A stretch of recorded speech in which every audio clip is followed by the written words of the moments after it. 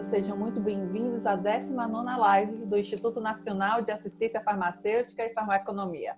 Meu nome é Victoria Libório, sou jornalista e assessora de comunicação para o INAF e estamos transmitindo ao vivo para o Brasil pelo Zoom e conectados pelo Facebook. Para aqueles que não possam nos acompanhar até o final, não se preocupem. Esta live está sendo gravada e será disponibilizada em nossos canais de comunicação. Aliás, eu convido a todos e todas a acompanhar nossa programação de lives e edições anteriores em nosso site inaf.org.br. Antes de começarmos, alguns avisos. Nossos painelistas podem visualizar os comentários no chat e acompanhar as perguntas pelo botão de Q&A aqui pelo Zoom. Também estaremos coletando as perguntas lá pelo Facebook. Ao final, teremos espaço para responder algumas delas, ou então os painelistas poderão escolher já responder algumas perguntas durante suas falas. Nosso encontro de hoje será voltado para discutir desafios da implantação do cuidado farmacêutico no setor privado. Esta live contará com a participação de Daniel Mello, professor e pesquisador da Universidade Estadual do Sudoeste da Bahia, Divaldo Lira, professor e pesquisador da Universidade Federal de Sergipe, e Gladys Marques, fundadora e presidente da Farmacoeducacional. Para moderar esta mesa, professor Lindenberg Assunção Costa, também professor e pesquisador da Faculdade de Farmácia da Universidade Federal da Bahia e fundador do INAF, para quem passa a palavra. Boa noite, professor. Boa noite a todos, boa noite aqui aos convidados especiais. Mais uma vez o professor Divaldo aqui conosco. Obrigado, Divaldo, obrigado, Gladys, obrigado, Daniel. Todos eles são professores, educadores e que trabalham diretamente com um tema que hoje é, talvez, Gladys, o tema mais importante na área farmacêutica no Brasil, né? Há um movimento há alguns anos que é do cuidado farmacêutico e hoje a gente vai debater um pouquinho, né, em 1 hora aproximadamente, sobre que status está a situação do cuidado farmacêutico, especificamente no setor privado. E aqui a gente tem um professor de uma universidade que trabalha com o tema como pesquisador e foi também, ainda é, né, consultor do Ministério da Saúde para essa área, onde implantou diversos projetos em parceria com outras universidades. A gente teve um primeiro bloco que debateu sobre o cuidado farmacêutico no setor público e agora a gente traz diversas personalidades aqui que têm uma experiência consolidada nessa área. Então, a ideia aqui é fazer um debate descontraído, mostrar a experiência de vocês e a gente vai dividir aqui em 3 blocos. E mais esse primeiro bloco, queria que vocês colocassem em que situação está o cuidado farmacêutico no Brasil, especificamente no setor privado, né? Então, quero agradecer a presença mais uma vez. Eu gostaria de começar sempre pelas mulheres, aqui representada por Gladys, né? Nossa jornalista, evidentemente, não é farmacêutica, mas está quase com, digamos assim, um doutorado honoris causa, quase farmacêutica, e depois a gente passa a palavra para o professor Divaldo e, por último, a gente vai colocar o professor, também professor da UESB aqui, Daniel de Mello, que também, além de professor, é proprietário de uma farmácia comunitária na cidade de Vitória da Conquista, aqui na Bahia. Você que não conhece o professor Daniel, ele já milita há um bom tempo nessa área e tem uma grande experiência, né, em Conquista com este tema. Então, por favor, Gladys. Olá, boa noite. Primeiro, agradecer o convite, né, por estar aqui e saudar os colegas, né, Divaldo, professor Daniel, professor Lindenberg, e a nossa jornalista farmacêutica também, né, que também nos recebeu aqui, né, sempre um prazer falar para colegas, falar para farmacêuticos. E a gente vem de longa data, né? Eu conheço o Divaldo há muito tempo e há muitos anos, né? Eu estava comentando hoje Esse ano eu vou fazer 30 anos de formada, né? E 20 anos só trabalhando com atenção farmacêutica e o cuidado farmacêutico, né? Eu fiz o meu doutorado em atenção farmacêutica em Sevilha, então a gente, né, traz toda essa bagagem. E a ideia inicial, quando eu voltei do meu doutorado, era implementar o serviço, né, de cuidado farmacêutico, do acompanhamento, principalmente, que foi a minha tese de doutorado, que foi a gestão integral da farmacoterapia, no sistema privado, né? E a gente tem visto ao longo do tempo algumas iniciativas, né, professor? Tanto em farmácias, farmácias independentes que tentam montar o seu consultório, a sua sala, né, de atendimento, quanto grandes redes também, que tem algumas iniciativas aí que a gente tem acompanhado durante esses anos, e um movimento também de consultórios independentes, né, que ganhou muita força com a questão da farmácia estética, o pessoal da farmácia estética e da prática clínica de práticas integrativas e complementares. Eu acredito que foram os primeiros que se encorajaram aí a empreender com relação aos seus consultórios, né? Eu já trabalhei com consultoria para redes de farmácia também, nessa tentativa de implementar o cuidado farmacêutico dentro das drogarias, né? E também eu comungo aí junto com o professor Divaldo que a gente não pode também tratar só a questão do cuidado farmacêutico dentro do consultório, né, como consulta farmacêutica, mas também você ter uma profissionalização do serviço dentro da farmácia como um todo. Eu acho que a gente precisa, hoje, a gente pode aprofundar um pouco mais a necessidade de profissionalizar o cuidado farmacêutico profissionalizar esses estabelecimentos, essas drogarias, para que o cuidado farmacêutico tenha espaço. A sensação que eu tenho é que a gente fica brigando por espaço e tentando convencer as pessoas de que isso é um serviço que vai trazer resultado em saúde para as pessoas que estão ali, que são pacientes, que são clientes da farmácia, seja de manipulação, seja farmácia drogarias, né, farmácias comunitárias. E muitas vezes, quando você vê a implementação, é uma implementação que acontece baseada no profissional e não no estabelecimento ou no processo de trabalho já definido ali dentro. Então, quando aquele profissional sai, o serviço vai com ele, né? Desaparece ali e ninguém mais assume aquela atividade. Então, eu acho que nós estamos nesse meio tempo aí, professor. Hoje, a partir de 2013, com as resoluções e depois com a 13021, né, Lei 13021, a gente tem autorização, né, macro aí para poder fazer todas as atividades clínicas que o farmacêutico pode fazer dentro do estabelecimento farmácia e também dentro do seu consultório, né? A formação a formação que nós temos hoje é bem melhor do que, né, 20 anos atrás, quando a gente começou de forma autodidata. Hoje você já tem, né, um celeiro de formação. O professor Divaldo pode falar melhor que eu, que ele forma doutor lá, assim, né? É fordiano na produção de doutores e mestres, né, que estão formando outros farmacêuticos.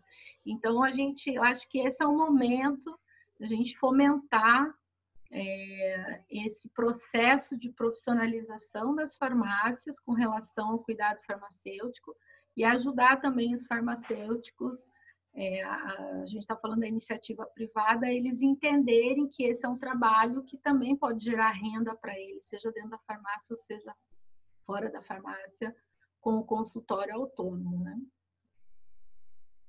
Muito bem, é bem vasto o campo, não é? A gente está fazendo aqui, para você que chegou agora nas nossas redes sociais, da atuação do farmacêutico na farmácia comunitária no setor privado, especificamente falando sobre o cuidado farmacêutico. Professor Divaldo, você foi nombrado aqui, como diz no espanhol, né? Foi colocado toda a sua experiência. Eu quero já lhe provocar aqui, perguntar a você, você acha que as redes de farmácia abraçaram o cuidado farmacêutico ou a gente ainda está longe de ver isso, né? Porque se você vai aos Estados Unidos, vai na Inglaterra, tem a Boots, nos Estados Unidos, CVS e Walgreens. Todas essas farmácias têm farmacêutico, têm estabelecido programas de monitoramento de pacientes com doenças crônicas, como diabetes, asma, DPOC, né, hipertensão. Então, como é que está a situação no Brasil, especificamente nesse campo, né? Já que você forma muita gente para essa área e, evidentemente, você recebe feedbacks dos seus ex-alunos e, por conseguinte, lhe dá uma certa, digamos assim, posição privilegiada de pegar os egressos do curso e poder saber se eles estão, de fato, atuando nessas redes de farmácias. Então, primeiro, boa noite a todos vocês. Queria agradecer especialmente ao INAF por mais essa oportunidade de abrir esse espaço para a gente discutir exatamente um tema que eu acho fundamental, que é a questão do cuidado farmacêutico na farmácia comunitária.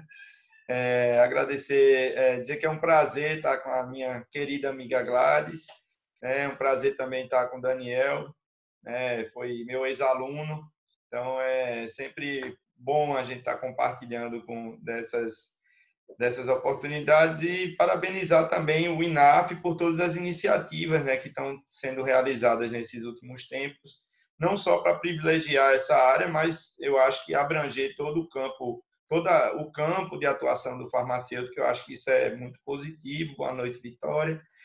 Então, indo para a pergunta, eu acho que a gente tem que fazer primeiro uma avaliação de panorama, né? A gente tem um país em que a farmácia, como você disse, assim, ocupa um lugar privilegiado dentro da vida das pessoas, né? A gente tem mais de 80 mil farmácias, é o país que tem o maior número de estabelecimentos comerciais com esse objetivo, né, de venda de medicamentos do planeta. A gente tem uma situação que põe a farmácia ainda mais em evidência, porque a gente tem um sistema de saúde que a gente defende, que a gente luta, que a gente acredita, mas que, de alguma maneira, ainda não está suficientemente estruturado para atender a demanda das pessoas.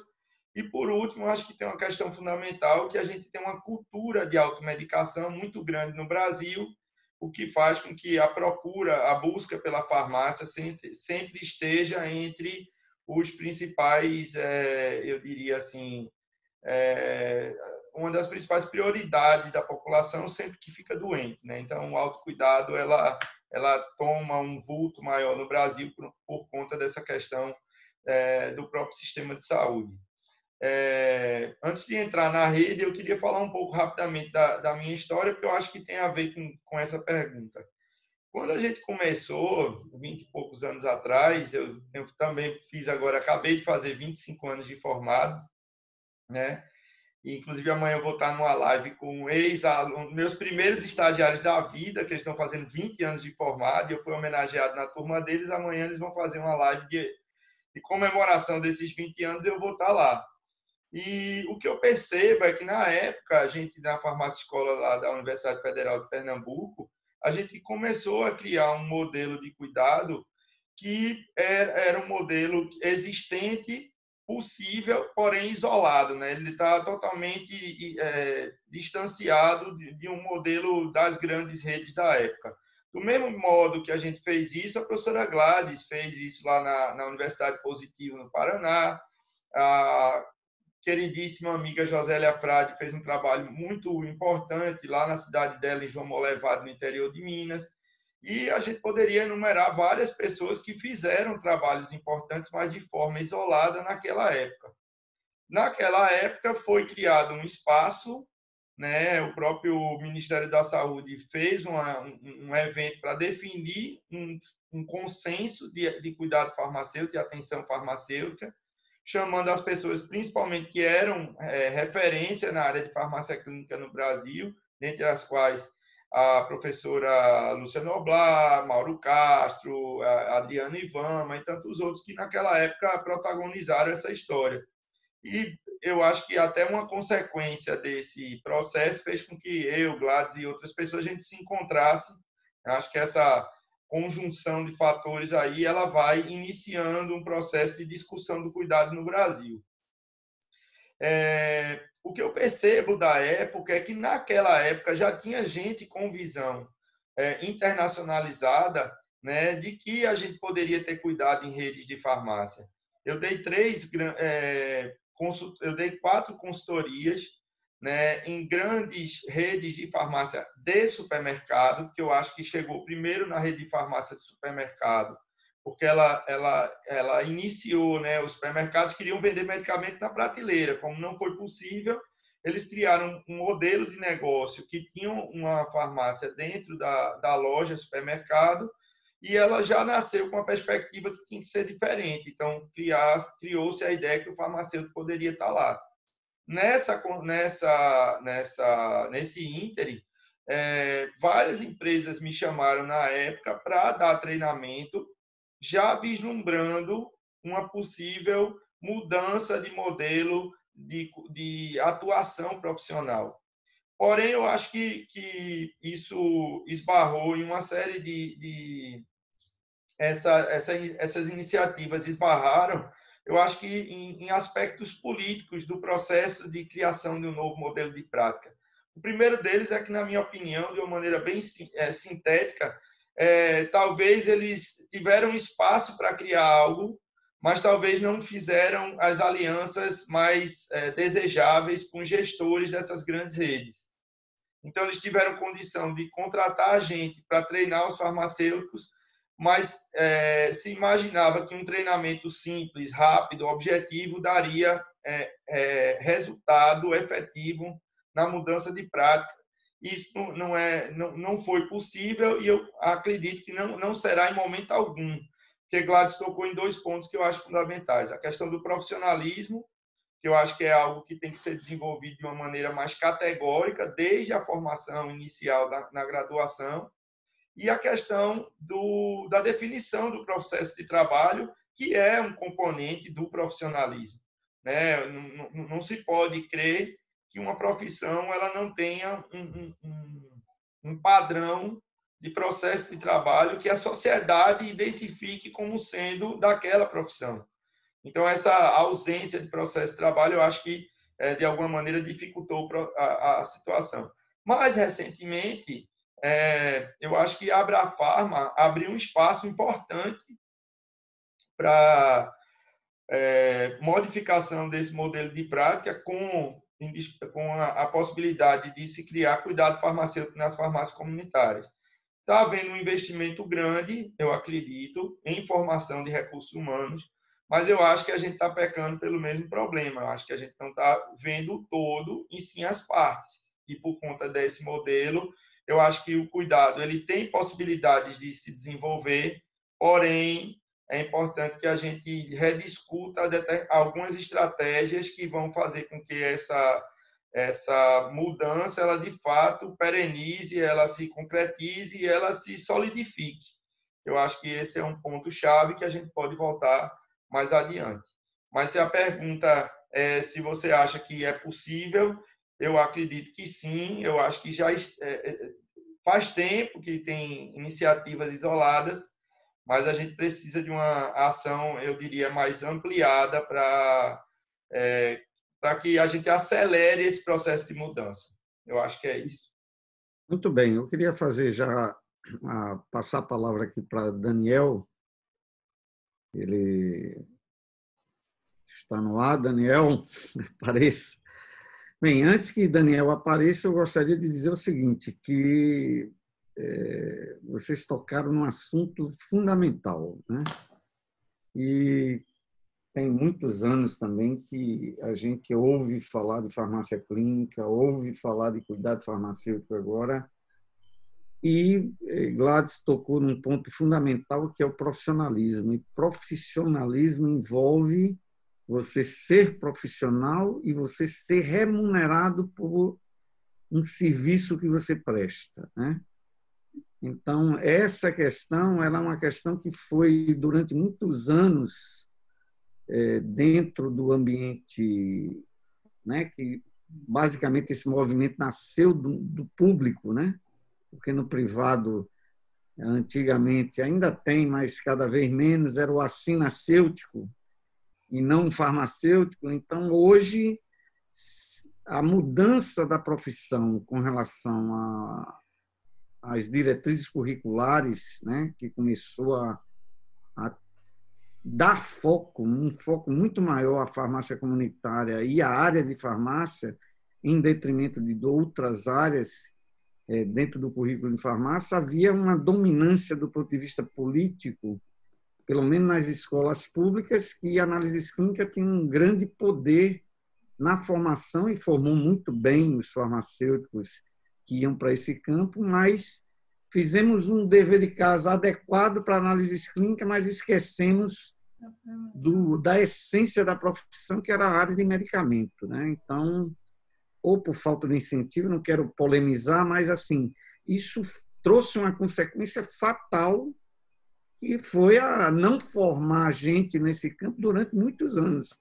Enquanto outros países caminharam para essas funções clínicas do farmacêutico muito mais cedo, no Brasil tardou muito, porque a gente tinha um currículo engessado, e esse currículo engessado não conversava com o mercado de trabalho, claramente dizendo que o mercado de trabalho havia uma necessidade que ela não era preenchida, porque os currículos eram engessados, né?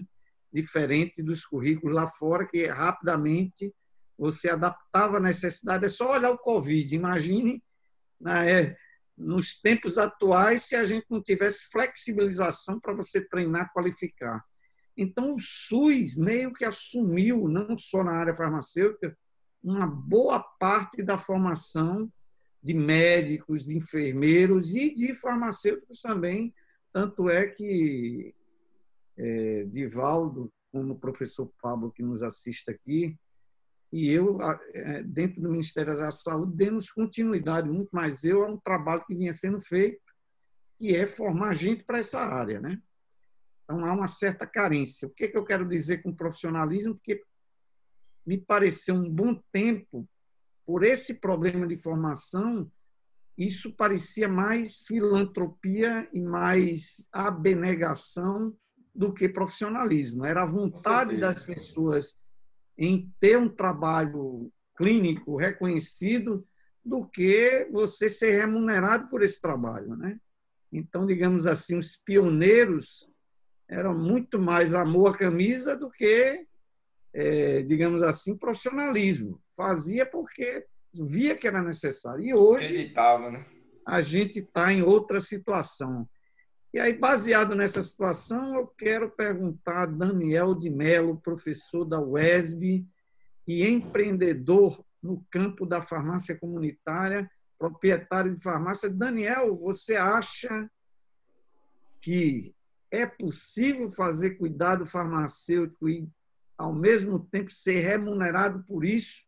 Haja vista a grande mudança no arcabouço jurídico, né, que permitiu às farmácias prestar esse tipo de serviço, com as resoluções clássicas que o Conselho Federal de Farmácia colocou.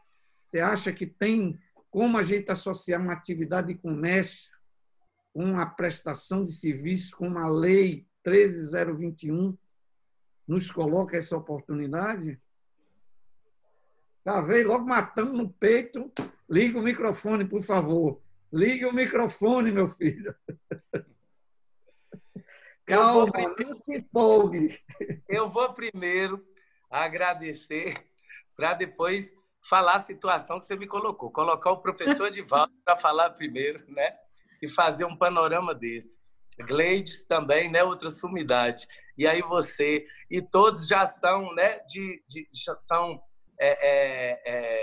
grandes mentores aí desde o início. Eu, assim, se for contabilizar esse tempo que você sabe que eu estou, né, empreendendo, eu tenho 8 anos, 10 anos, eu estou pré-adolescente ainda. O pessoal aí já está adulto. Mas, assim, eu queria agradecer a Lindenberg pelo convite, né? Eu digo a ele que ele me bota em cada situação, porque Lindenberg ele é uma pessoa que a gente, né, fica difícil recusar, mesmo quando em tempos de pandemia a gente está talvez mais atarefado do que vocês estão observando aí como a gente está tendo que ser dinâmico nesse mundo, nessa pandemia, para quem está empreendendo.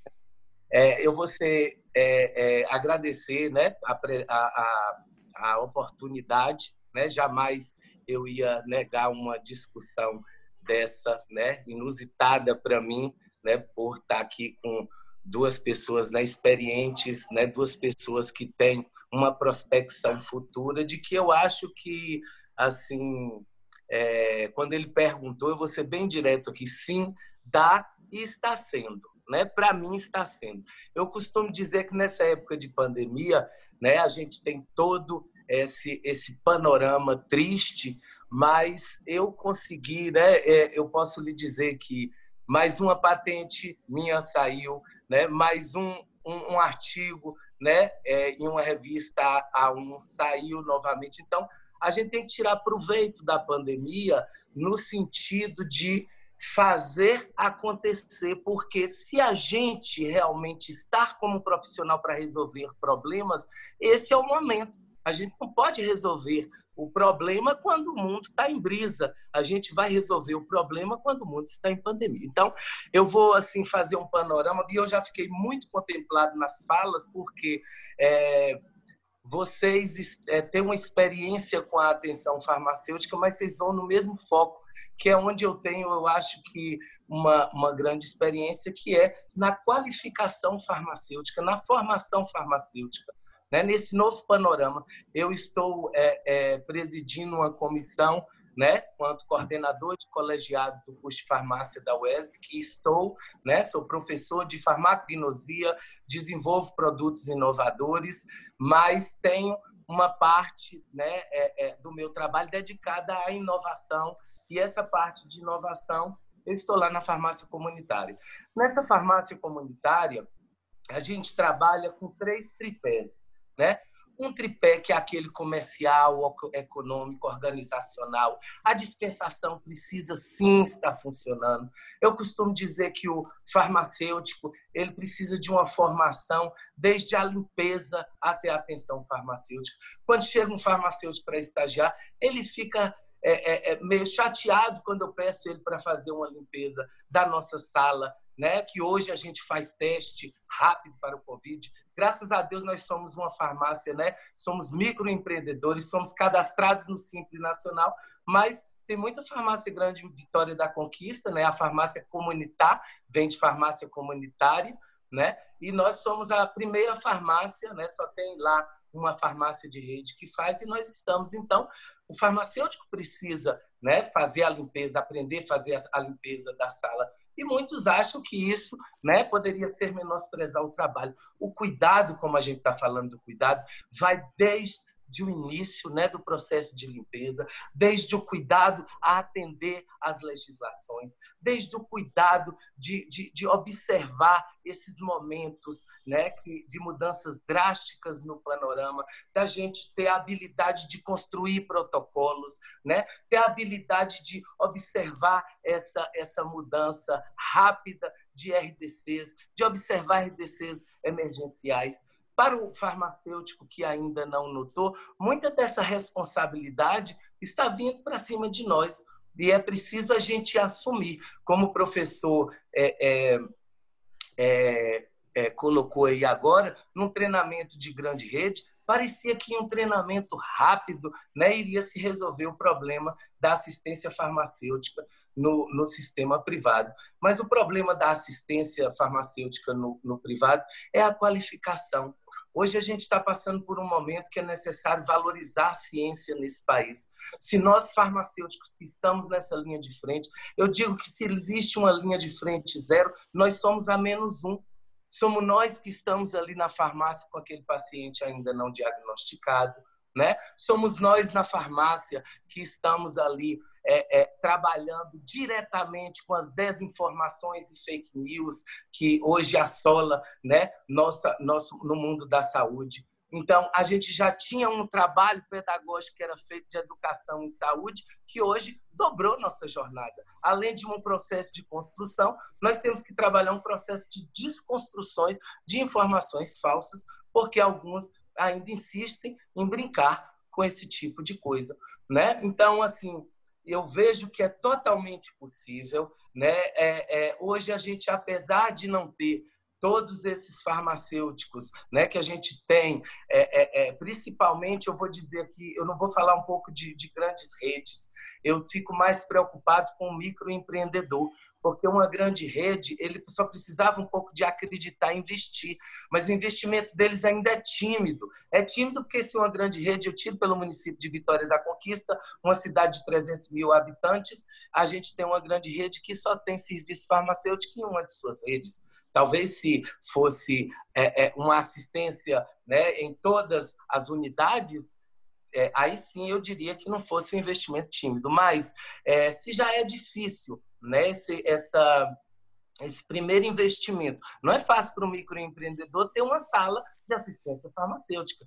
A gente precisa de espaço físico, precisa de um projeto arquitetônico nos padrões, né? A gente sabe que as legislações elas são duras, né, no que diz respeito. Eu vou dar um exemplo aqui. A vacinação era um excelente cuidado, né? A imunização, a gente partilhar a imunização aí com enfermeiros, com médicos do sistema de saúde, né? A farmácia também competir com alguns laboratórios que já estão com esse tipo de serviço, mas o que a gente vê é que a legislação ela não chegou a todos os municípios. Algo que foi imposto pela Anvisa, se você chega hoje na Inspetoria da Vigilância Sanitária e pergunta como é que eu faço para escrever um POP, para submeter meu POP, para colocar um sistema de imunização na nossa farmácia, nós temos algumas vigilâncias sanitárias que não têm isso ainda, né? Como uma resolução municipal. E eu toquei na vacinação por conta desse momento de pandemia. Hoje, como farmacêutico, nós temos que estar apto, né? A Organização Mundial da Saúde pediu para testar, pediu para acompanhar, pediu para isolar.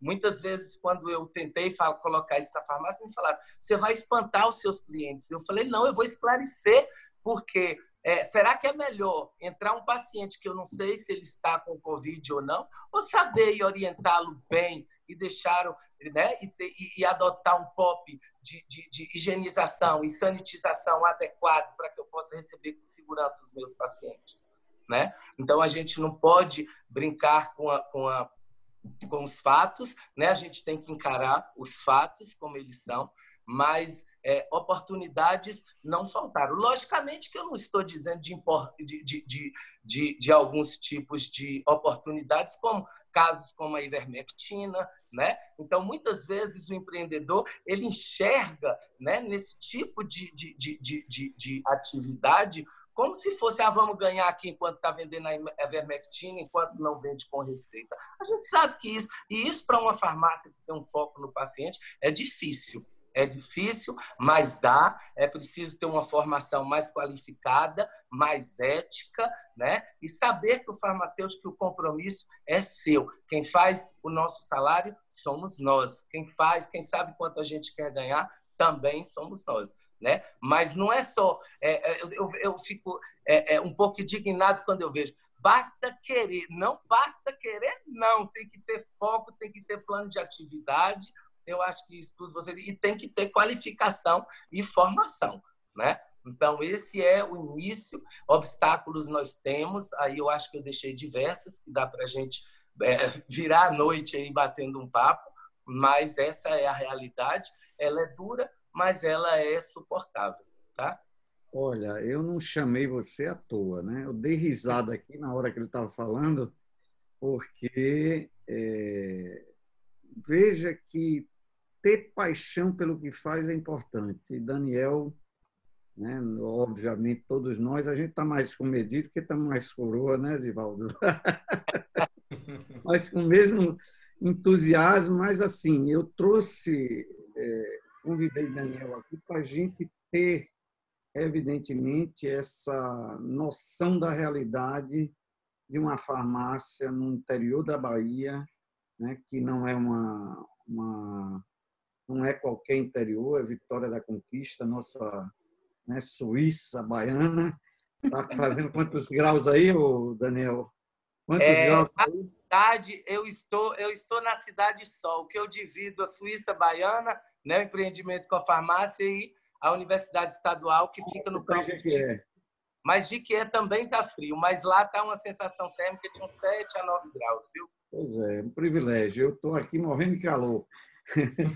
Mas, assim, foi importante a sua fala, Daniel, porque mostra claramente, né, uma questão muito importante, que é a questão ética na atuação do profissional farmacêutico, né? Então, ganhar dinheiro é bom, mas eu não quero ganhar dinheiro matando ninguém, né? Então, a gente tem que ponderar muito bem porque esse modelo a população está vendo, né? Porque eu recebi muitos WhatsApps aqui de farmacêuticos, foram meus alunos me perguntando sobre ivermectina, hidroxicloroquina, um monte de coisa que são importantes e eles, né, com dúvida. Por quê? Porque não tinha fontes de informação confiáveis, né? E mais quando você tem um cenário completamente, digamos assim, que não é claro com relação à tomada de decisão, porque a gente tem um grau de incerteza muito grande para a maioria desses tratamentos.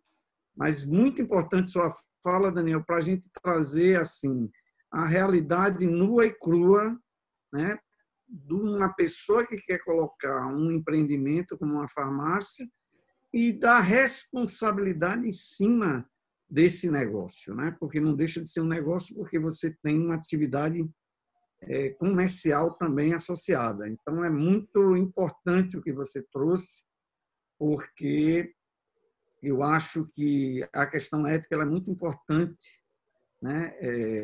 E permeia uma boa parte dos conflitos que a gente tem, né, nessa atividade dentro de uma farmácia comunitária.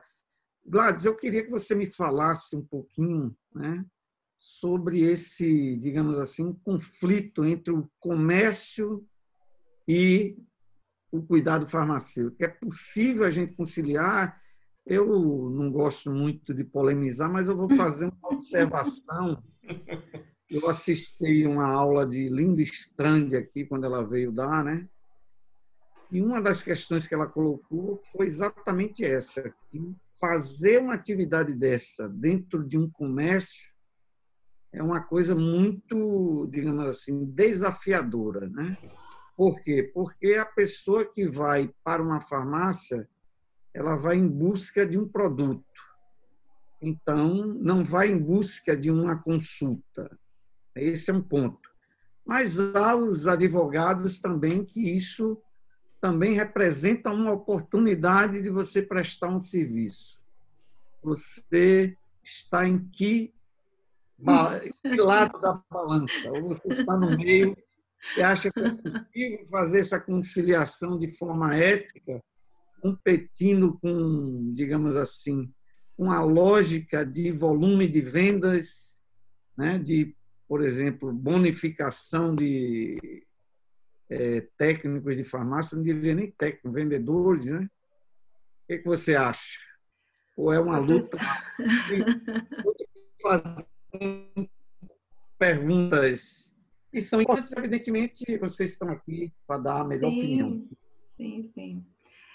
Professor, eu tenho uma visão muito clara com relação à farmácia, né? A farmácia ela tem uma estrutura, ela é toda estruturada em função de um produto.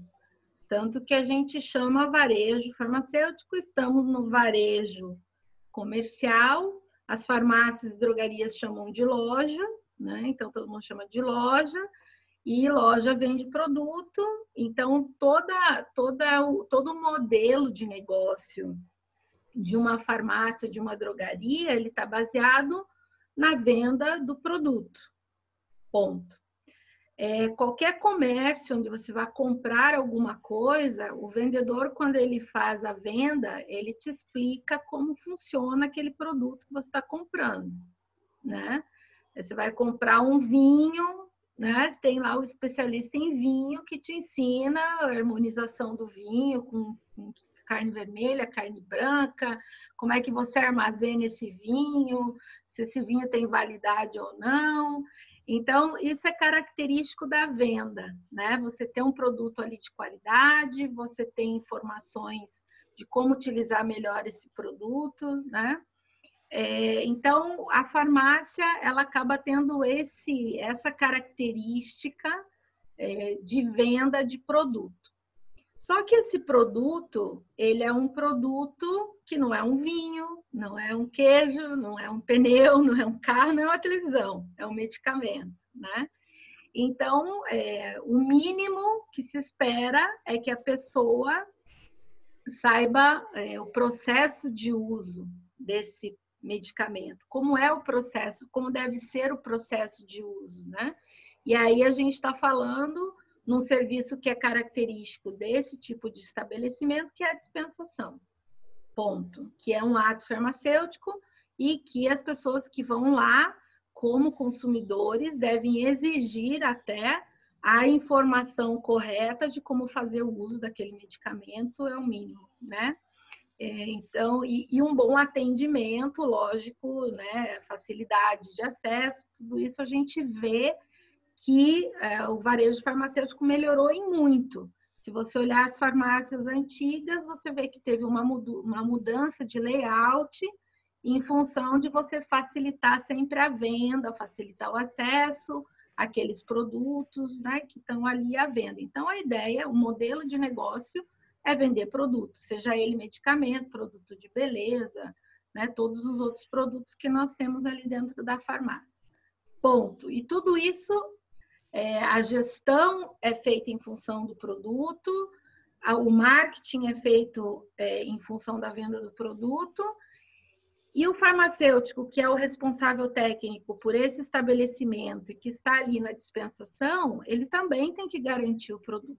E é função dele, é papel dele, né, garantir a qualidade daquele produto, a entrega daquele produto, né, fazer a validação da prescrição para que o paciente saia com o medicamento correto e faça o uso racional. Ponto. Isso aí eu acho que está dado e as farmácias e drogarias evoluíram muito com relação ao serviço de vendas, né? Com relação à questão dos serviços, né? Eu enxergo que você pode ter a venda de serviço junto com o produto, né? Uma coisa não inviabiliza a outra. Eu sempre gosto de usar como exemplo a De Pascoal, né? Onde você tem a venda de pneu, você tem a venda de vários produtos, mola, amortecedor, e você tem a venda do serviço, né? Que é o serviço que o mecânico vai executar no seu carro usando os produtos que são vendidos, ponto, né? Então, não vejo muito problema com relação a isso.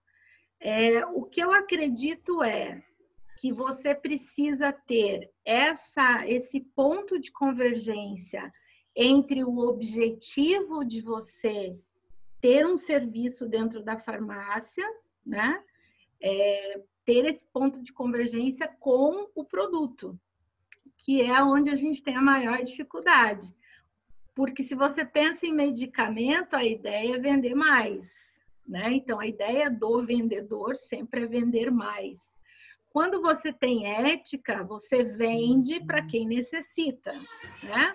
Você faz todo o possível para você ter um bom atendimento, para que a pessoa faça opção pela tua empresa e você possa vender mais, mas não em termos de empurroterapia. Com relação ao serviço e a você ter lá o consultório farmacêutico com diversos serviços, inclusive a questão da prescrição farmacêutica, o acompanhamento farmacoterapêutico e outros tantos serviços próprios da profissão, né? Eu vejo isso como um modelo de negócio que tem que ser separado do modelo produto. O modelo de negócio de venda de serviço, né? Não vamos ser assim tão simplistas, a gente vai vender da mesma forma que vende o produto, nós vamos vender serviço, a gente está falando da área privada, então a gente não pode ter medo dessa palavra, venda. Então, nós vamos vender serviço, e a lógica é totalmente diferente do produto. Por quê? Porque se eu centrar na pessoa, eu tenho que cuidar desta pessoa, das suas necessidades e dos seus problemas. E uma das coisas que pode acontecer é o paciente não necessitar de usar tanto medicamento. E a gente tem que fazer também o trabalho de desprescrição, né? O trabalho dele fazer o uso de medidas não farmacológicas. E isso vai de encontro com vender menos medicamento também, né? Então, num primeiro momento, você pode olhar e falar assim, não, mas uma coisa então não bate com a outra. Você pode ter o teu serviço, se o dono da farmácia, se o farmacêutico que é o dono da farmácia, ele tiver essa visão de que são dois modelos de negócios que tem que sobreviver por si só, eu não posso tirar o dinheiro aqui do produto para manter um serviço gratuito ou para manter a baixo custo, porque senão eu misturo as coisas e eu não consigo ter lucratividade. Então, se ele tem um lucro aqui no serviço e ele tem um lucro no produto, no final das contas é uma empresa, né? Então, ela vai acabar tendo esse lucro no final das contas, né? Então, quando eu falo que o estabelecimento comercial em si, farmácia, ele precisa também se profissionalizar, ele colocar as fichas também de que o serviço pode ser lucrativo para o negócio dele, né? Eu sempre digo que as pessoas elas têm uma visão equivocada de que ter serviço na farmácia é uma forma de fidelizar o paciente, né? E a gente sabe que a fidelização ela está muito mais associada. Tem até um estudo na revista Harvard Business Review que fala sobre isso, sobre a fidelização, né? A fidelização ela não tem a ver com o bom atendimento, né? O bom atendimento é uma parte pequena da fidelização. Então, você achar que prestar serviço farmacêutico, cuidado farmacêutico, você vai fidelizar aquele paciente ali, é você ser muito ingênuo, né?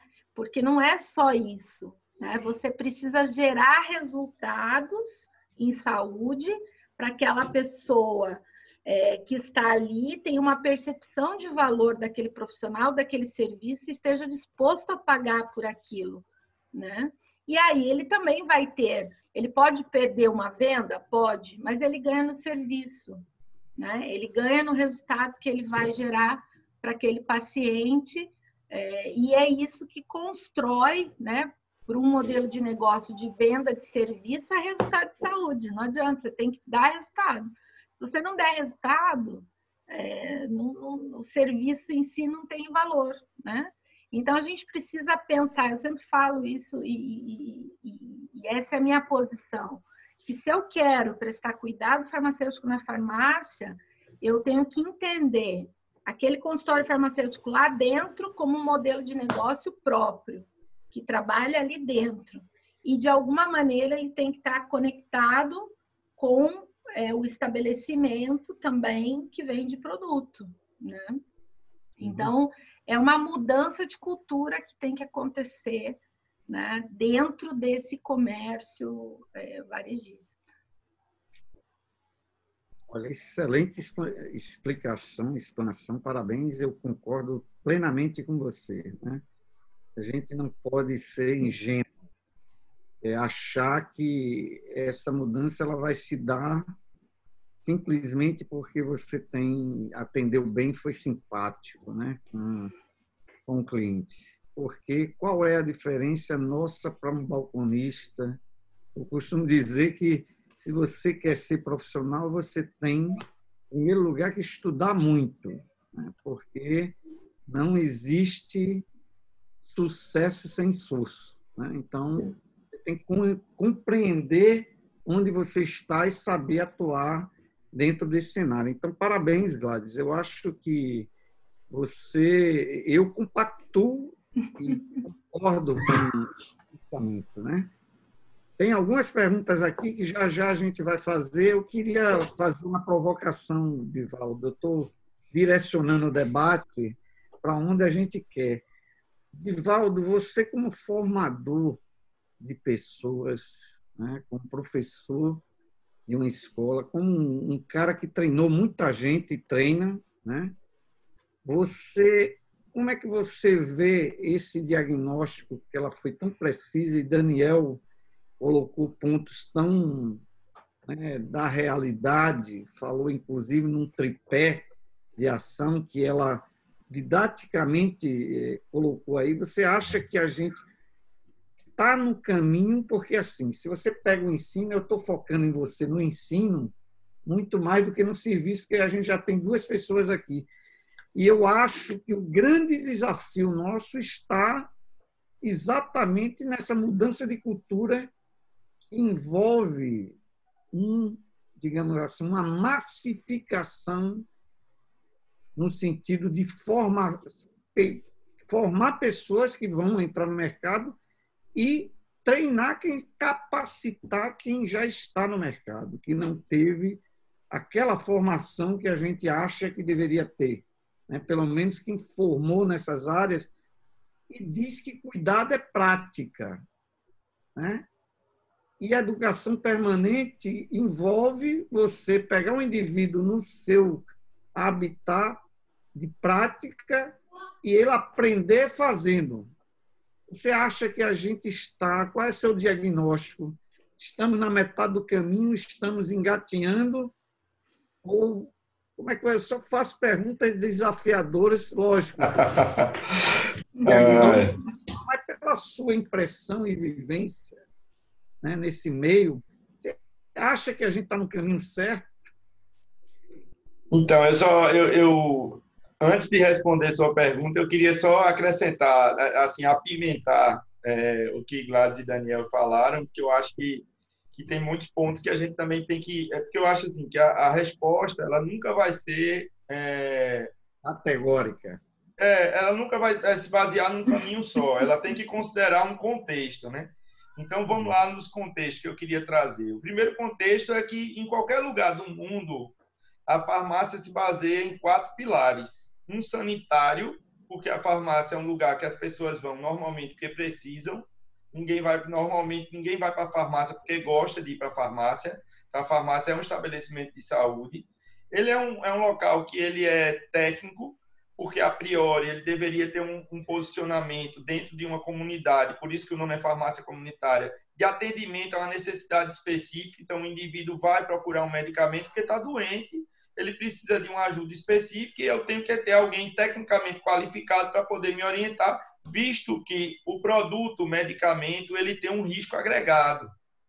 Ele é diferente, como o Gladys falou, de um pneu ou de outras coisas mais que às vezes pode ter um lote ruim de medicamento, mas o risco agregado de tomar medicamento de maneira inadequada, ele é iminente. É uma pena que no Brasil a gente não tem essa noção, não porque, como você disse assim, a gente não foi preparado para isso, não. Eu acho que isso foi uma estratégia. Isso, assim, o fato do farmacêutico brasileiro não estar próximo da população foi uma estratégia de mercado da indústria farmacêutica quando chegou no Brasil, que criou um mote que ele dizia que se o medicamento bem não fizesse, mal não ia fazer. Então, cria a perspectiva de que o medicamento é um objeto, vou usar a palavra velha, anódino, né? Ele não causa dano. Isso não é verdade. Tem um pilar social, que eu acho que agora na pandemia fica mais do que evidente, na hora que Daniel fala da questão da desinformação, a quantidade de fake news que tem é absurda. e não deixa ninguém isento, todas as nossas famílias estão nos consultando para ver se podem tomar ivermectina, porque o bombardeio de desinformação é alto, então socialmente a farmácia tinha que ter um papel nesse contexto, e em todos os lugares do mundo a farmácia é comercial. Em nenhum lugar no mundo se dá medicamento de graça, mesmo quando o plano de saúde ele financia um pedaço, ele paga para o dono da farmácia na Inglaterra ou em outros países pelo produto. Né? Então, a farmácia não deixa de ser comercial e nem por isso deixa de ser ética, que é um ponto que eu queria trazer também importante, porque você vê que o Brasil não é o país que vende mais medicamentos do mundo, é um dos que vende mais, mas não é o que vende mais. Mas nos 15 que vendem mais, o Brasil talvez seja um dos únicos que não tem farmacêutico tempo integral na farmácia. Certo? Então, nos outros países, por que nos Estados Unidos o Walgreens ou CVS ou Boots na Inglaterra vende muito e assim, ainda assim é ética? Né? Ela consegue trabalhar com a ética, consegue ter indicadores de saúde, consegue vender serviço, inclusive para os planos de saúde, ele agrega valor ao serviço, então tudo isso tem que estar associado. E já me aproximando da resposta da tua pergunta, eu acho que a formação de hoje é muito melhor do que a formação que a gente teve, eu acho, certo? Ela está muito distanciada da que a gente teve. Porém, ela está muito distante da prática também, eu concordo com você, certo? Eu acho que a gente tem um arcabouço teórico muito melhor, porém, a gente não tem nem professor com experiência prática suficiente para poder treinar alunos ou nas empresas treinar a equipe de farmacêuticos dele. Quer seja uma empresa privada ou, sei lá, um órgão público, a gente vê sistematicamente as pessoas pedindo ajuda. Professor, me indique um livro, professor, me indique um curso, professor, venha cá, pelo amor de Deus, venha ajudar a gente, que a gente não sabe por onde ir. Então, acho que isso é uma questão importante que tem que ser considerada, porque esse distanciamento da sociedade ele foi uma artimanha, infelizmente, para a criação de um varejo no Brasil que não contava com a ideia de ter um profissional qualificado dentro do serviço. Então, não foi uma coisa, eu diria assim, acidental, e a gente tem que perder a ingenuidade nesse sentido também, que eu acho que a gente tem que ter a criticidade necessária de entender que o profissional farmacêutico não é profissionalizado por uma razão específica. Alguém ganha com isso, certo? Mas a gente, por falta de dados referentes à mortalidade relacionada a medicamentos, a gente não tem como afirmar de maneira veemente que a nossa má formação gera danos à saúde da sociedade. E a sociedade é o principal desinformada em relação a isso. Porque talvez o grande porém da sociedade não exigir o farmacêutico é porque ela não sabe o que o farmacêutico tem para oferecer. Um colega ainda agora falou sobre a questão do médico, como é que a gente mostra que o médico como é que a gente mostra para o médico que a gente pode ajudar ele? Na verdade, por exemplo, o Lindenberg é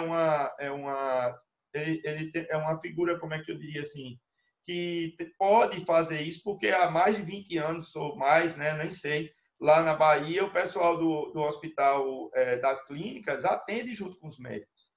Né? Quem vai lá e vê não é um farmacêutico, e inclusive é uma coisa assim, não é estanque, não ficou restrita à fundadora, que é a professora Lúcia, né, a quem eu quero mandar meu abraço sincero pela admiração extrema que eu tenho, professora Lúcia Noblar. Mas Lúcia tem uma geração. Uma vez eu dei um presente para ela e dei um presente parabenizando pela fábrica de talentos que ela gera.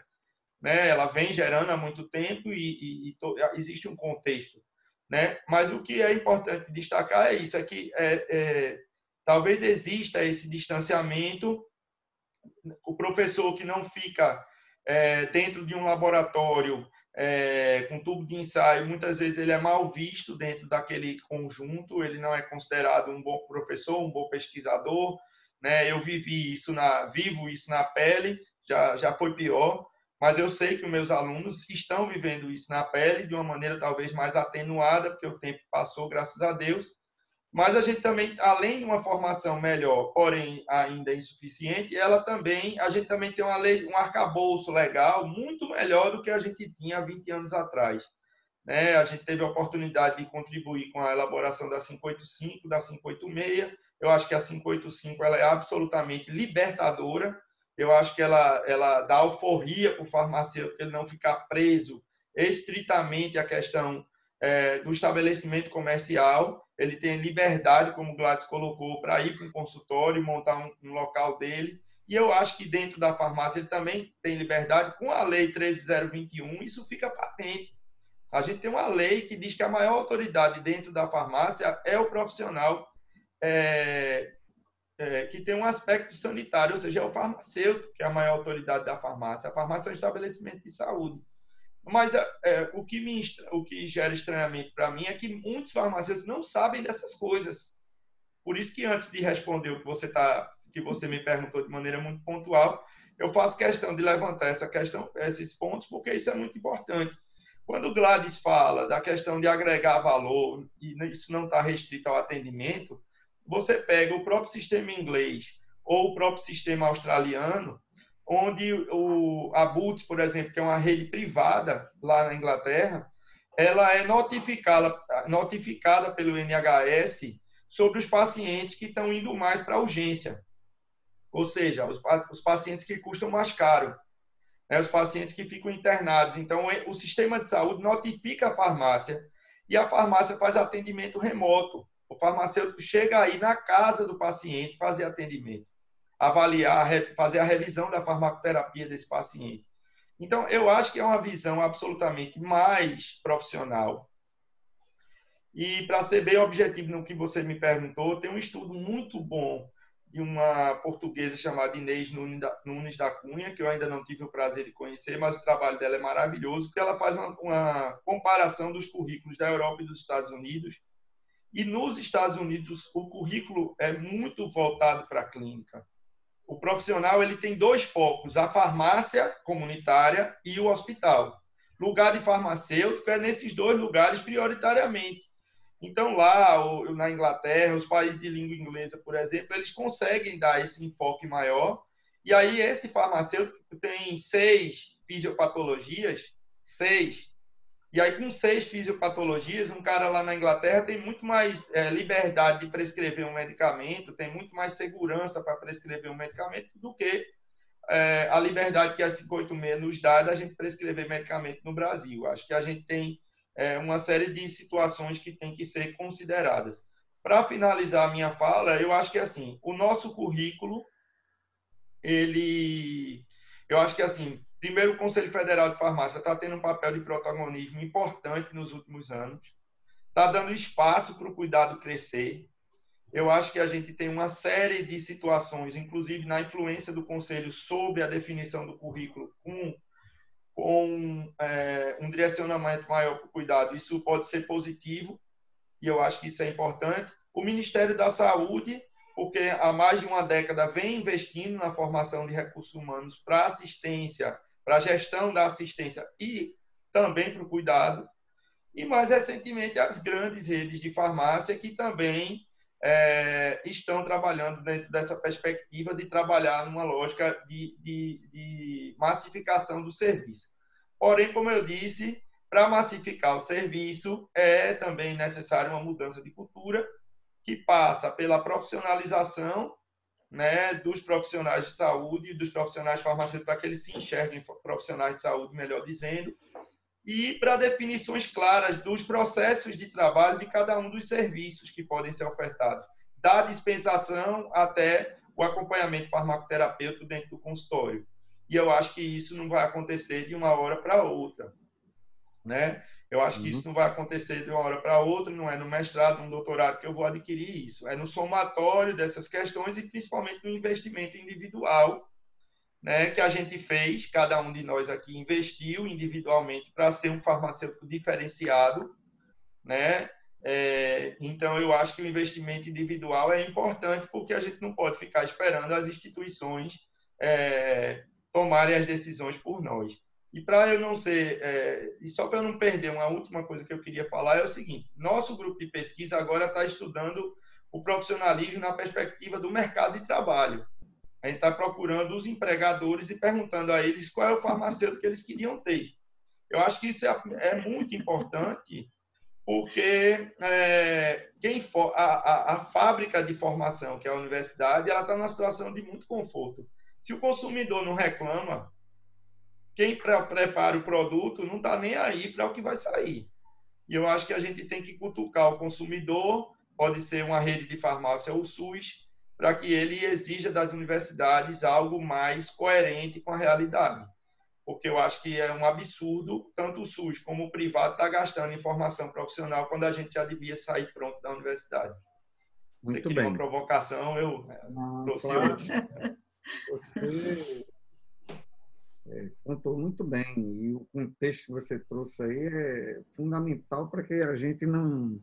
A realidade é muito mais complexa do que a gente falou, né? Tem muito mais elementos que não dá para explorar nessa live, evidentemente, mas eu acho que você trouxe uma síntese muito importante, né? Eu acho que são vários pontos a atacar. O exercício profissional, o Conselho, né, vem fazendo papel, o Conselho Federal, né, de legislar em cima disso, e eu acho que isso foi uma grande vantagem.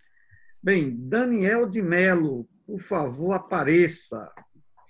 Daniel, você está com medo de mostrar sua beleza? Eu acho que Daniel está tímido. Né? Não, Eu não conheci Daniel assim, não, tímido desse jeito. A gente vai fazer uma... Eu queria aí, né? que vocês fossem mais objetivos, que a gente já passou do horário. Okay. E eu vou fazer a última provocação aqui, mas é mais no exercício de tentar... Temos algumas perguntas e eu vou lê-las aqui para vocês, mas eu vou escolher uma aqui, Daniel, que tem a ver com você, né? Que está não só com você, os outros também, mas Everton Borges, nosso amigo aqui de Valdo, já respondeu a ele o que ele acha, mas eu queria perguntar a você que está no campo de batalha, no front, né? Como tornar os médicos parceiros e com entendimento que o cuidado farmacêutico traz impacto positivo para os pacientes e para os próprios médicos. Na sua farmácia comunitária, você tem parceria com o médico? Olha só, assim, tem que ter muito cuidado quando se fala-se de parceria com o médico, e eu quero que não fique confuso. O lance de parceria com o médico não significa ter parcerias em comercializações de produtos. Isso é proibido, eu queria deixar claro, né? O que não foi o que ele se referiu no cuidado. Justo, mas eu gosto de deixar... Vamos usar alianças. Eu acho que é o termo que eles têm usado mais, né, para essa interprofissionalidade. Eu acho que uma aliança é melhor do que uma parceria. Tem soa comercial. A minha farmácia, ela tem assim um ponto interessante, que a gente não trabalha muito com esclarecimento do produto para deixar a automedicação ali na mão do paciente. A gente fica em frente a um hospital, em frente a vários ambulatórios, onde a receita chega. Então, assim, eu costumo dizer, né, a Joquebede Rodrigues, ela foi minha aluna da graduação até o doutorado, né? Eu não fui o orientador dela, mas nós temos alguns trabalhos juntos, e ela hoje, né, assume esse papel, e o nosso plano é de não ser um farmacêutico só do paciente, né? A gente tem que ser um farmacêutico do médico, a gente tem que tentar ser um farmacêutico de um plano de saúde. Quando a gente vê a assistência farmacêutica como uma coisa básica, eu não consigo entender como na legislação ainda não preconiza que a saúde suplementar tem que financiar o serviço farmacêutico, né? Então, é uma luta de classe, é preciso ter conselhos regionais ativos para que estejam, né, nessa luta, tanto como sindicato lá na desvalorização do trabalho farmacêutico que a gente acha que existe. Às vezes a gente também quer um farmacêutico que faça o gerenciamento, que faça a dispensação, e como a professora Gleides deixou bem claro, é outro serviço né? Então, esse outro serviço, a gente tem que ter condições de manter um profissional qualificado para esse serviço. Como o professor Divaldo deixou claro, não tem como você fazer cuidado farmacêutico, atenção farmacêutica, sem ter participado da assistência na dispensação, conhecer os seus produtos, né? Porque a assistência, como a professora também deixou claro, não é só ofertar o produto, é também retirar quando necessário, né? São condutas também que a gente está vendendo ali, né? A gente tem muita gente que não registra, talvez porque não confia na conduta. Então, o registro é algo negativo, mas quando a sua conduta é correta, o registro lhe dá suporte, né? Então, assim, quando a gente ouve essa conversa nossa com o médico, depende muito. Eu vou dar um exemplo nosso. Lá nós trabalhamos com os tipos de curativo. Eu já estou nessa área de curativo, inclusive esse artigo que eu publiquei é de um curativo de fitoterápico com filme de quitosana para feridas. Então, desde quando eu comecei a pesquisar isso, eu observei que em frente tinha uma clínica que se chamava Cicatriza, né? Não sei nem se pode falar em nome de propaganda, mas a Cicatriza era eu observava que muito paciente chegava procurando os tipos de curativo que eu não conseguia comprar em lugar nenhum. E aí, na busca, como eu já trabalhava com feridas e isso, eu consegui um distribuidor. Então, o que eu observei? Como eu não tinha experiência nessa área de feridas, né? Além daquela de primeiros socorros que a gente tá, o que eu fiz? Eu chamei ela para uma conversa. Eu, a Joquebed, a nossa farmacêutica, né? E aí ela conversou comigo o que ela espera de um paciente melhorar com ferida. É o quê? Parar aquela ação purulenta, é isso? E a gente acompanhar de um paciente que, às vezes, né, a gente sabe que tem dificuldade de locomoção. Então, para ele vir na farmácia adquirir os seus curativos, né, e retornar, então a gente pode escrever com ela. Às vezes, o paciente que chega são curativos caros, a gente tem a oportunidade de mostrar outros produtos que a gente pode chegar o mesmo objetivo terapêutico. Eu faço um relatóriozinho, explico a situação do paciente, ela troca a prescrição. Então, uma conversa franca, uma conversa que traga resultados, né? A gente vê muito isso na pesquisa. Chega um bocado de aluno no início do semestre querendo trabalhar com a gente. A gente dá 2 serviços mais difíceis, some. Então, esse tipo de coisa. Então, a qualificação, teve alguém que perguntou, qual é a qualificação que se espera de um farmacêutico?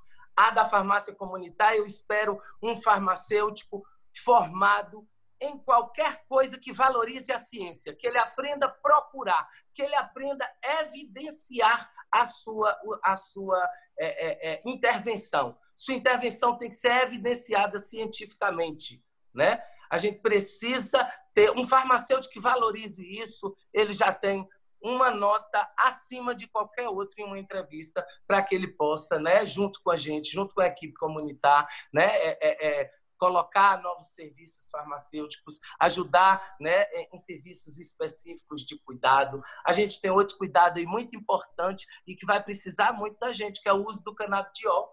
O canabidiol ele foi liberado em condições de vigilância sanitária. Então, está esperando isso dos farmacêuticos, que dessa contrapartida para a Anvisa, né? As doses hoje são observacionais. A gente precisa estar conversando com o neuro que prescreve isso, é assim que você ganha a confiança dele. Vamos lá, doutora, o que você espera desse paciente? Eu espero que, a partir do canabidiol, ele pare com esses tremores. Esses tremores impedem que ele beba água. Então, é isso que você vai observar. Conversa franca resolve muito problema. Agora, o que não dá é conversar se não for parar para trabalhar, né? E aí, só deixar mais um aspecto aqui que Divaldo falou, que eu achei interessantíssimo, o Aqui Tem Farmácia Popular.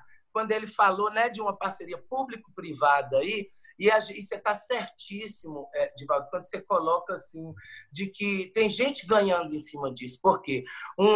Depois de um gasto, né, você que participou de todo um trabalho de construção de protocolo para o público libera para as privadas e não exige a farmácia privada ter o cuidado farmacêutico. Então, só era para adquirir, né, esse sistema de Aqui Tem Farmácia Popular. Isso é, Daniel, uma opinião própria. Mas quem se enquadrasse. Então, foi dando tipo galinha gorda quando tinha, não sei se vocês chamam assim, tem, né? Dependendo da região, cada um chama. E quem pegar, pegou. Né? E aí coloca como se fosse um socorro para as farmácias pequenas. Que socorro? É mísero. A gente muitas vezes não consegue nem comprar do preço que vende na grande. Isso atrapalha o cuidado. O cuidado, é por isso que eu falo, o cuidado tem que estar em todos os setores. Quer ver outra coisa que eu queria aqui, e eu vi até uma denúncia sobre isso. No caso da pandemia, tem alguns produtos que vendem bem. Olha como está difícil fazer o cuidado. Aí tem aquele produto que vende bem, porque saiu na mídia. Eles só vendem 10 caixas daquele produto seu, que custa, vamos supor, R$100, se você comprar 1.000. Senão você não vai vender o produto da onda. Isso existe. Né? Eu estou aqui para contar. É por isso que eu sou um farmacêutico, que desde o desenvolvimento do produto até o final da linha do tubo, eu sempre fiz questão de ver. Quer ver outra coisa que aconteceu na pandemia? A nossa falta de desenvolvimento de novas moléculas fez faltar metformina 850. Por quê? Por quê? Porque não fazemos matéria-prima.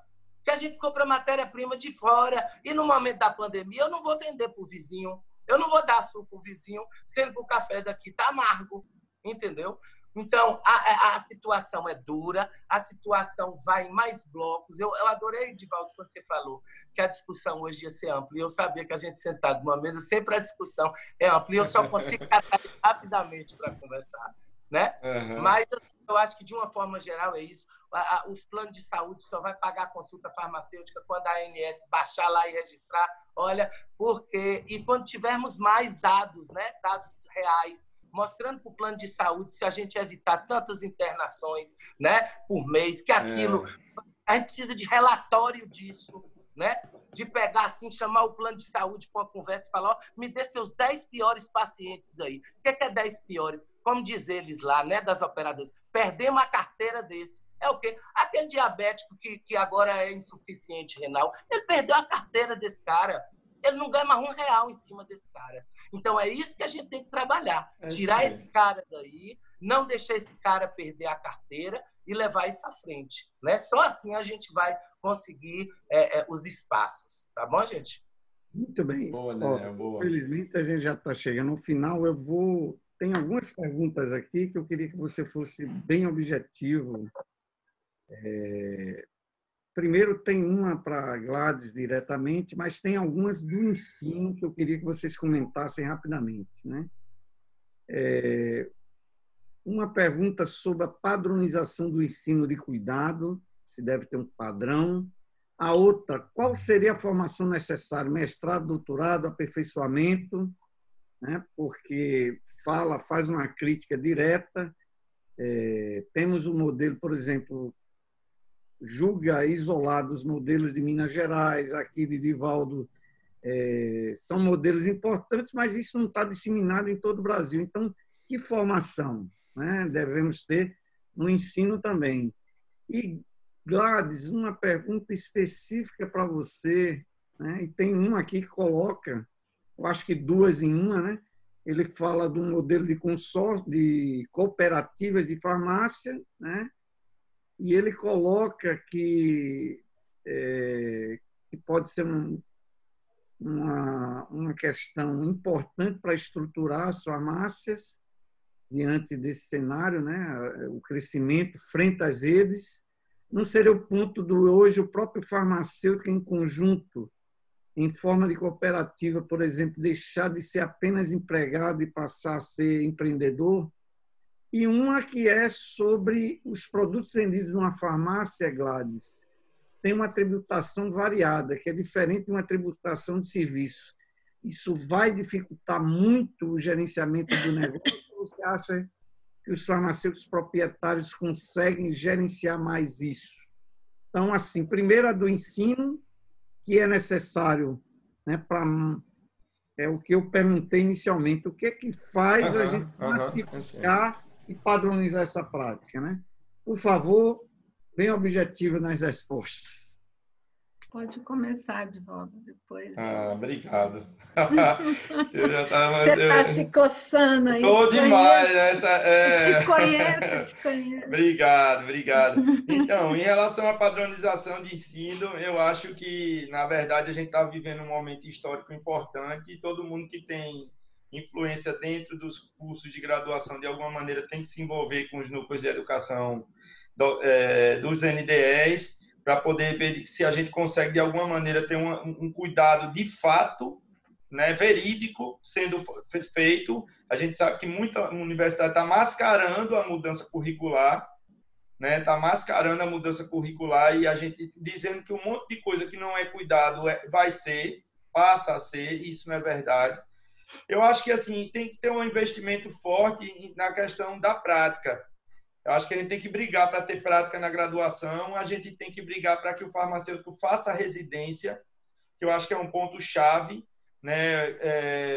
O médico, né? O médico que atua, de um modo geral, ele não faz mestrado, doutorado, ele faz uma residência e vai trabalhar. Então, eu acho que o farmacêutico que quer ir trabalhar, ele tem que investir numa residência, num mestrado profissional que tem uma conotação, eu diria, mais objetiva, ou não é querendo fazer propaganda, ou contratar um mentor como a doutora Gladys, que pode ajudar você a se desenvolver mais para atuar de uma maneira mais objetiva. Acho que isso é fundamental. E só para finalizar essa parte, eu acho que todas essas sugestões que eu dei, a residência, por exemplo, é uma forma da gente se aproximar do médico, né? Porque eu acho que se o médico começa a ver que a gente é interessante, que é interessante ter um farmacêutico a chamar de seu logo cedo, ele vai querer trabalhar com esse farmacêutico a vida inteira e aí acaba com esse distanciamento que serve de justificativa para um monte de gente não atender paciente, porque o médico não deixa.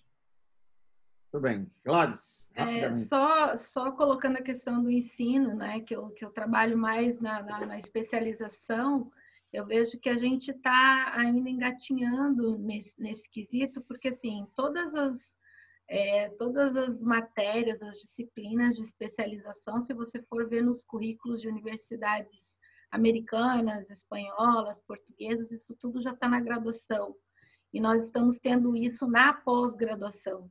Então, a gente não está fazendo uma especialização, a gente acaba tendo uma complementação de um conhecimento que a gente precisa para a área clínica na especialização, mas a gente não aprofunda, né? Que seria o ideal da especialização, você aprofundar num tema específico, como, por exemplo, a questão da oncologia, a questão do risco cardiovascular. A gente poderia já estar nesse nível de aprofundamento, né? Para que os farmacêuticos escolhessem a área, por exemplo, que ele fosse atuar. Mas isso é uma visão, eu acho que a gente está caminhando para ter as farmacoterapias, as fisiopatologias na graduação e a gente trabalhar mais a questão da especialização mais aprofundada. Com relação ao que ele perguntou ali da tributação, né? Isso é um problema muito sério. Eu quero falar isso também. Esse é um problema muito sério. Já Bolsonaro vai cobrar pelo seu serviço. Isso é um problema muito sério, porque você tem uma empresa cujo objeto social é venda de produto. Quando você coloca o serviço, você tem que colocar isso como objeto, né, social. Você tem que colocar o KNAI de serviço dentro do seu contrato social. E aí você precisa recolher outros impostos, por exemplo, imposto sobre serviço, que é o imposto municipal, né? Então, você vê muita farmácia hoje que tem consultório, que presta alguns serviços, que às vezes são só procedimentos mesmo, não são serviços, vamos dizer assim, profissionais farmacêuticos, né? São procedimentos técnicos de aferição de pressão, glicemia, injetáveis e tal, mas tudo isso é serviço. E aí a pessoa vai lá, pede a nota e sai com nota de produto. Então, a gente tem um problema aí com relação ao fisco, né? A gente não pode ser inimigo do leão, né? Vamos dizer assim. E isso existe, né? Então, ele pergunta se o farmacêutico vai ter que fazer essa gestão. Vai, se ele quer ter 2 modelos de negócios diferentes, ele vai ter que fazer a gestão dos 2 modelos. E são dois tipos de marketing diferentes, são gestões diferentes, são formas de você cobrar diferente, você precificar, é tudo diferente, né? Até o Divaldo falou a questão da mentoria, né? Eu sempre falo que a gente fala do o que precisa do ensino, né? A gente pensa sempre no ensino técnico, mas se o farmacêutico ele quer ter um laboratório de análises clínicas, ele quer ter uma indústria de cosmético, ele quer ter um consultório farmacêutico, ele quer ter uma farmácia, ele precisa ter o braço da gestão, ele precisa ter o braço do empreendedorismo, porque todas essas áreas que eu citei são áreas que dão muito dinheiro, porque senão não tinha leigo tentando, invadindo os nossos espaços, montando redes de farmácia, pessoas que às vezes não têm nem o 2º grau completo, né? Mas ela tem o conhecimento empresarial. Então, ela vem, ela monta, ela tem sucesso, porque ela conhece esse braço, né, do empresário, do empreendedor, e ela contrata o técnico. E aí ela paga muito pouco, ela paga o mínimo por esse técnico. Porque o que mantém a lucratividade dela, né, é o conhecimento que ela tem do negócio. Então, eu digo assim, o farmacêutico que ele quer empreender, ele tem que ser muito bom de técnica, né, de atender o paciente, de produzir resultados, de cuidar do seu processo de trabalho, mas, ao mesmo tempo, ele tem que assumir a responsabilidade pelo empreendimento, né? O Daniel sabe aí do que eu estou falando. E, às vezes, você não consegue fazer as duas coisas, então, você tem que contratar pessoas, né? Ou você... uma ideia, né, é você ter o espaço e você sublocar para um farmacêutico fazer atendimento ali dentro do seu consultório, né? Ele ser um terceirizado e prestar atendimento, né? Outro dia eu perguntei até para um dono de farmácia, ele falou assim, eu não sei como pagar o farmacêutico da consulta, do consultório. Eu falei, se você fosse contratar um médico para trabalhar aqui para você, como é que você pagaria dele? Por consulta, claro. Eu falei, então, você sabe como pagar um farmacêutico que vai atender consulta, por procedimento, né? Então, assim, a gente tem que ter isso muito claro, né? A gente vê muito isso com relação à vacina, Lindenberg. Tem muito farmacêutico que tem clínicas de vacina que competem com farmácia, que tem o serviço de vacinação, e são impostos diferentes, valores diferentes, né? Porque na farmácia ele vende o produto e presta o serviço. Na clínica de vacina, o farmacêutico, ele vende o serviço e entrega o produto, ele não vende o produto está incluso. Então, é um outro tipo de tributação. Então, a gente tem algumas coisas aí com relação ao próprio negócio que o farmacêutico quer estruturar, que precisa ser reavaliado, precisa ser pensado, né? Muito bem. Eu só queria complementar, se você permite, 30 segundos. Eu acho assim, que se o indivíduo vai agregar, pode medir, pode marcar. Não, como eu para controlar Vossa Excelência. Não, mas eu acho que é importante. Assim, eu acho assim, que se você está interessado em investir em serviço, o serviço vai agregar valor à sua empresa. Então, você vai ter que administrar duas coisas, mas você vai, a priori, se for bem feito, vai ganhar mais dinheiro. Então, se tem uma oportunidade de eu ganhar mais dinheiro, por que eu não vou fazer isso? Esse é o primeiro ponto que eu acho que serve de reflexão. E aí, o outro ponto que Daniel trouxe, que eu queria ratificar, é a questão dos planos de saúde. O plano de saúde fora do Brasil, ele já está acostumado a pagar o farmacêutico. O farmacêutico já é pago em vários países do mundo. Se eu partir da premissa que desde 2015 a saúde no Brasil não é exclusividade do povo brasileiro, né, pode ter internacionalização dos serviços de saúde, pode ter certeza que daqui a pouco um plano vai procurar farmacêutico para fazer, porque esse plano vem de um modelo que funciona lá, que segura a carteira do cara, como o Daniel disse, né, ele não vai custar tão caro que ele não se paga, ele já dá prejuízo e não lucro. E é evidentemente que eu não acho que é uma coisa tão distante, porque a maioria dos grandes planos nacionais, dos planos brasileiros, dos planos de saúde do Brasil, né, nem mais brasileiro, né, mas dos planos de saúde do Brasil, já está na mão de estrangeiro. Então, os hospitais já estão na mão dos estrangeiros, os grandes laboratórios já estão na mão dos estrangeiros. Então, eu não duvido que daqui a pouco os planos queiram que o farmacêutico faça esse serviço, porque ele agrega valor, ele reduz custo e, consequentemente, dá mais lucro. E para encerrar, eu queria só dizer o seguinte, que é preciso que a gente tenha... Faça a mensagem final. Certo. Então, é importante que a gente faça uma reflexão do investimento que a gente tem que fazer na gente mesmo. Sabe? Que eu acho que se a gente está aqui é porque em algum momento a gente viu que a profissão tinha mais a oferecer e a gente não se contentou com o que tinha. Por isso que a gente investiu e a gente está, eu acredito, assim, tendo uma diferenciação profissional. Então, eu acho que isso é muito importante, porque se o estrangeiro vem buscar você, é importante que você esteja pronto. Se a oportunidade aparecer, é importante que você esteja pronto para abraçar a oportunidade. Senão ela passa e você nem enxergou que ela passou. Então, essa é a mensagem. Agradecer a Lindenberg, ao INAF e a todos por essa oportunidade mais uma vez. Abraço para Diogo, Carlos, Adriano, o pessoal aí que está prestigiando a gente. E é isso. Obrigado. Boa noite. Eu não queria ali com estrangeiro, rapaz. Obrigada, boa noite. Até mais. Eu queria que vocês, Gladys, podem se despedir à vontade. A gente está em cima do horário, mas aqui não vai passar nada depois dessa live, não. Só sertanejo. Mas ninguém arredou pé aqui, é porque tá bom, tá todo mundo aí, né, perguntando. Queria que vocês fizessem a consideração final. Professor, eu acredito muito que nós temos uma grande oportunidade que o nosso conselho nos deu, que é de poder cuidar das pessoas que fazem uso de medicamentos ou que precisam fazer uso, né, de medicamentos. E o local onde a gente pode exercer essa prática clínica, seja ela qual for, seja a prática clínica do cuidado, da estética, de práticas integrativas, é dentro do consultório.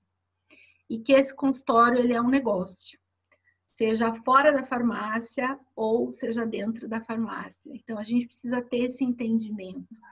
E essa é uma forma, eu acredito, é uma saída, a gente precisa acreditar nisso, que isso é uma saída válida para o farmacêutico que quer executar a sua prática clínica, que quer exercer sua prática clínica, ele ser um excelente técnico, né, com relação ao conhecimento básico que ele precisa para fazer esse atendimento, desde da farmacoterapia e a questão da consulta farmacêutica, todo o arcabouço, né, da sua prática clínica, mas ele também precisa ter esse lado empreendedor, esse lado empresarial, com ética, e prestar atenção muito nisso, porque isso é que sustenta a prática, né? O médico se forma, ele tem noção de que ele vai trabalhar no consultório, seja no SUS ou seja na iniciativa privada. A nutricionista se forma, ela tem noção aonde que ela vai atender o paciente. E nós precisamos tratar o consultório farmacêutico como um local onde a gente vai exercer essa prática clínica e a gente precisa entender ele como um negócio. Seja dentro da farmácia ou fora da farmácia, não importa, né? Então, as pessoas que têm farmácia precisam entender isso. Tem que ter a pessoa ali dentro que seja exclusiva, que seja formada, que não seja um cargo, né? Porque a gente vê muitas farmácias considerarem o farmacêutico clínico um cargo. Ele não é um cargo, né? Ele está ali para desempenhar a sua prática clínica e cuidar das pessoas. Então, essa é a mensagem que eu quero deixar. E eu tenho essa responsabilidade, eu assumi essa responsabilidade, né, de formar esse farmacêutico com esse braço de gestão empresarial, de marketing, né? A gente está formando aí a turma agora de farmacêuticos que querem ter consultório, que já tem e querem alavancar, né, seu negócio. Então, eu animo, né, os farmacêuticos de que o consultório é um caminho, né, que a gente pode ter além de tantos outros, mas que a gente precisa ter esse conhecimento de gestão e de marketing, de como captar esse paciente, como fazer a venda e como fazer uma boa entrega, né, levando ao paciente a alcançar resultados positivos em saúde. Eu acho que esse é o nosso papel quanto profissional farmacêutico dentro da iniciativa privada. E obrigado pelo convite, né? E agradecer a todos aqui que nos ouviram hoje. Excelente, Gladys. Prazer em conhecê-la, mesmo assim, à distância. Foi excelente sua fala. Daniel, você tem 1 minuto para se despedir. Ok. Eu não vou agradecer, vocês não têm. Eu estou pedindo 1 minuto para... Eu sei que vai ser 5, então... Eu vou agradecer vocês me pouparem a falar de tributação, entende?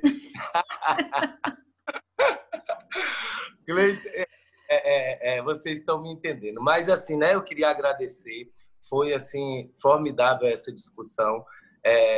São diversos olhares. A gente, apesar de estar, né, na linha de frente, está tentando, como eu falei, né, tem que ser muito dinâmico para a gente estar fazendo essas implantações de serviços novos, né, e tem que ser ágil para que as coisas aconteçam num determinado momento.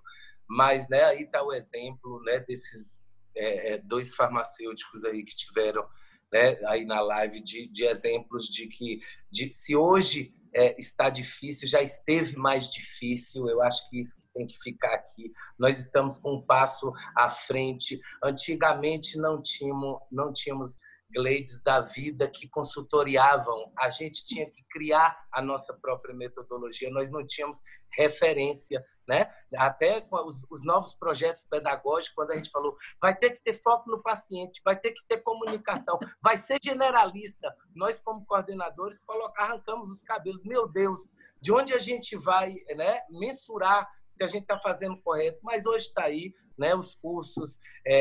Como eu falei, eu dou sorte de estar numa instituição. Quero agradecer aqui o professor Charleston, a professora Gisele, a professora Julita, profissionais que não são da área de farmácia, porque esses são os profissionais que a gente precisa do entendimento para mudar, principalmente na instituição pública, que não é só assim, demite esse professor, coloca esse, que esse está no perfil.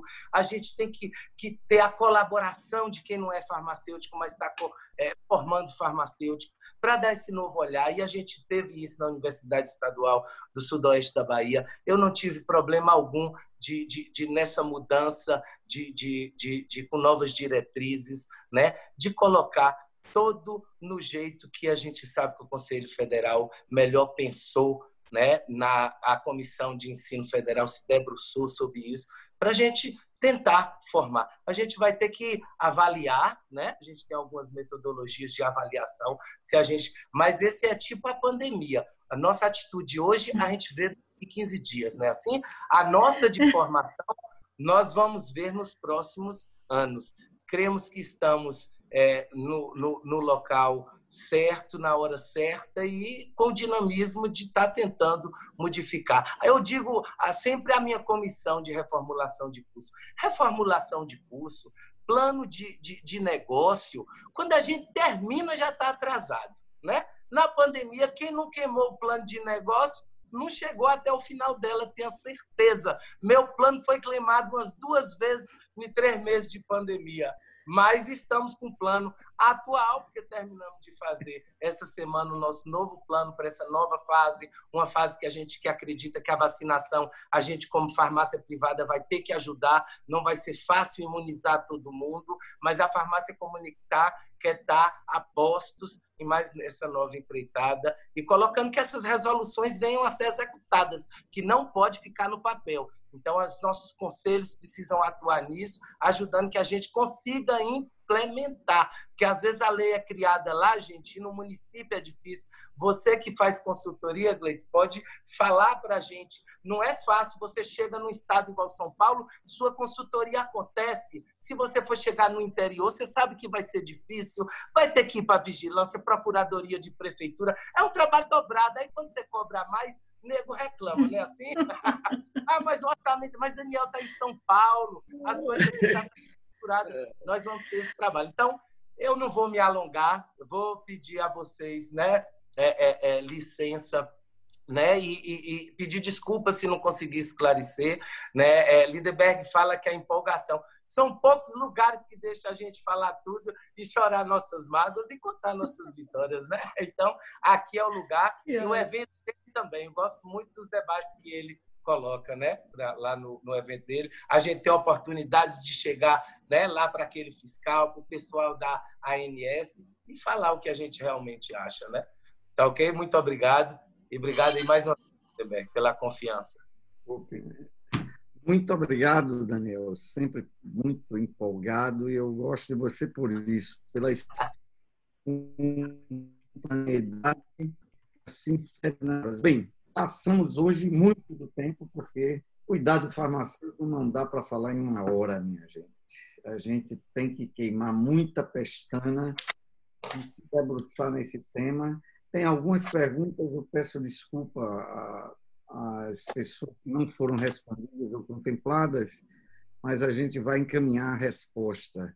Eu queria dizer que o INAF está promovendo um curso coordenado pelo professor Pablo, e terá participação de outros professores, professor Charles, provavelmente professor Divaldo, e que a gente vai estar com um curso de 60 horas, Gladys, porque a gente acredita que a terceira via existe, e o INAF é uma terceira via, porque temos um universo de farmacêuticos que necessitam de cuidado, né? De cuidado farmacêutico, e necessitam de ser treinados de forma adequada, com foco numa metodologia ativa e, evidentemente, prática. Então, eu queria agradecer a vocês. Uma honra tê-los aqui. Eu acho que o debate foi muito intenso. Ultrapassamos o tempo, peço desculpa, mas, como o Gladys colocou muito bem, quem entrou ficou até o final. Então, muito obrigado a você que nos assiste agora pelo Facebook e a vocês que estiveram aqui no Zoom, pela participação e pela audiência. Professora, já ia falar você de professora. Nossa, jornalista. Um dia, professor. Faça o nosso jabá e boa noite a todos. Muito obrigado, gente. Bom, ultrapassamos o nosso horário, mas com alta retenção, né, gente? Então, foi mais uma live NAF com sucesso. Mais de 3.500 pessoas alcançadas entre o Zoom e o Facebook que participaram do debate. E não foi só aqui que rolou o debate no Zoom, não, né? Também pelo Facebook. Obrigada a todos que participaram. Agradecemos ao professor Daniel, a professora Divaldo e a professora Gladys pela contribuição brilhante e, claro, a professora Lindenberg por moderar esta mesa e tornar isso possível. Esta live continuará disponível no Facebook e estará disponível também no nosso canal do YouTube. Também estamos presentes, viu, pessoal? No Instagram, no Twitter, no LinkedIn, no Spotify. Escolha como acompanhar INAF e acesse também nosso site, inaf.org.br, para conhecer nossas iniciativas e ver edições anteriores e tudo que nós desenvolvemos. Além de ver como você pode participar de debates e diálogos com líderes globais na saúde através de nossos eventos científicos.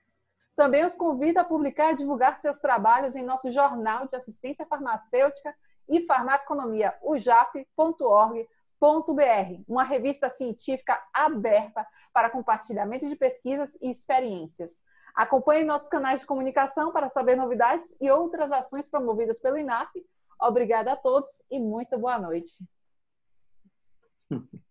Tchau. Tchau. Link na nossa revista. Tchau, tchau, pessoal.